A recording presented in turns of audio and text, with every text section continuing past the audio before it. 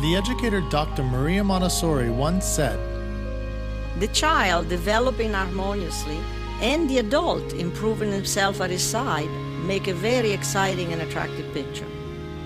Welcome to Montessori Education with me, Jesse McCarthy, where we talk raising children and educating students while bettering ourselves right alongside them.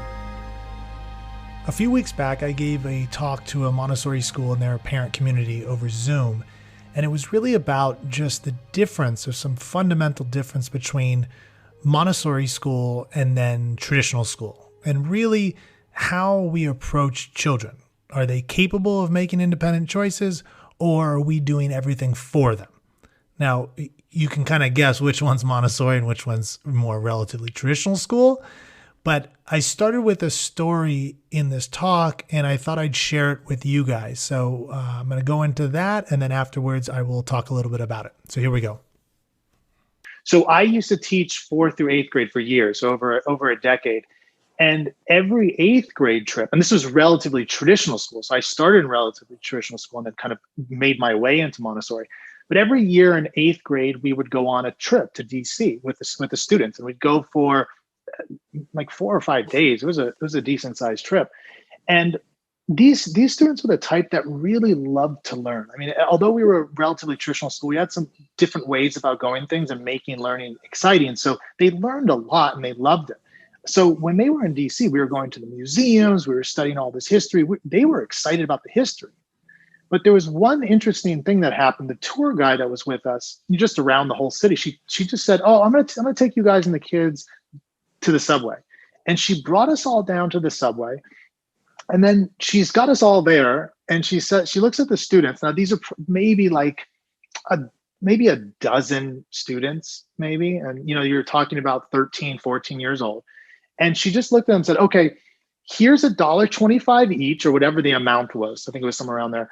"You need to go from here to here." And she just gave 2 names of where we were and then where they need to go on this subway, or where they need to get to. Now, I don't know what it's like in Toronto, but these kids, we're coming from Southern California, super affluent. Probably most of them have never even been on a bus, let alone a subway system. So it was like, what do we do? I could just see the confusion and kind of like chaos in their eyes. Like, what are you talking about? That type of thing. And I thought it was pretty cool. I mean, it was an exciting experience and so forth. So when we got back after this whole trip, and I mean, this was a phenomenal trip. I mean, it was just such a great time learning about American history, just being with each other and so forth. But what we'd ask that question, when you got home, what do the parents usually ask? What's your favorite part of the trip? Like, that's always with kids. What's your favorite this? And I was amazed by how many students said the subway. We're talking about like a 45-minute possible thing out of all this 4 or 5 days, seeing the most insane things DC has to offer, and their favorite part of the whole trip is the subway ride. So that really, it kind of interestingly shook me as a teacher, because I thought, what's interesting about the subway ride? What's going on? And I thought, they're in control. They have to figure things out on their own. Now in Montessori, we know how much children are doing that every day, but in relatively traditional school.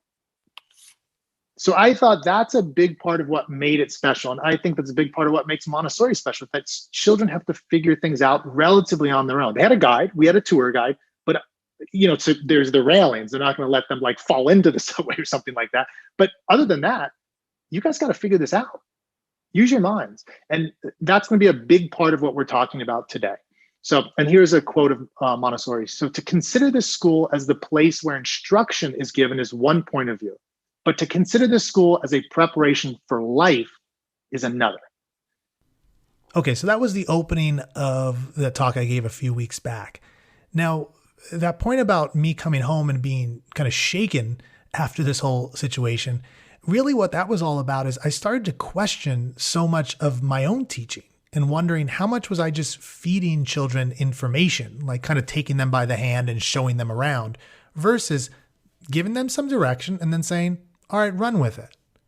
Now, obviously, if you have a 3 or 4-year-old or maybe even a toddler, we're not going to go down in the subway system in DC and be like, "Here's $1.25, go find your way, little boy." Like, that's obviously not going to happen. So this is with the older children. But to what extent are we, making children dependent at the younger ages? And then what extent are we kind of being like that DC guide and helping children to be more independent at whatever age level and developmental level they're at? So that's kind of the basic point I wanted to get across today. I mean, this is really short, but I want everyone out there, and I'm including myself here because I'm still working on it and I'll always be working on it, is how much are we holding children back from being independent versus how much are we helping them or guiding them along to full independence one day, or to the extent that they can be independent now at 3, 4, 5, 10, 12, whatever the age is. So I think there's a lot more we can be doing. Even the quote best of us that have been in this for years, I've been in this over 15 years, and I still sometimes find myself like doing a little bit too much for a child. So again, what can we be doing to aid a child's independence, his development to independence, now and long range in the future? All right. So I think this is a good example to always hold in the mind, that subway example, or at least I hold it in my mind. I imagine you might have something similar in your own experience. And if you do, reach out. You can always email me at Jesse, Jesse at montessorieducation.com. Because I always love to hear the kind of stories you have. Or if you're listening to this on YouTube or Facebook, wherever this thing is being posted, write a comment. I'd like to hear about your stories of maybe, you're holding your child back a little bit, or a student in your classroom, or maybe you're doing something really positive and offering a little bit more of that opportunity for independence. I know I was talking with somebody recently who shared a movie with me where a child was offered the opportunity, I think they might have been 7 or 8 years old, to go buy milk down the road. The parent just said, hey, here's the money, go buy some milk. And I mean, 7 or 8 today's day, 7 or 8 year olds aren't even allowed to walk anywhere on their own in many places. So I think that's a really good example where it's fitting, and you've built it up to offer a little bit more independence to your child. Anyways, there's a million other examples. I hope to hear some of yours soon, and take care, everyone.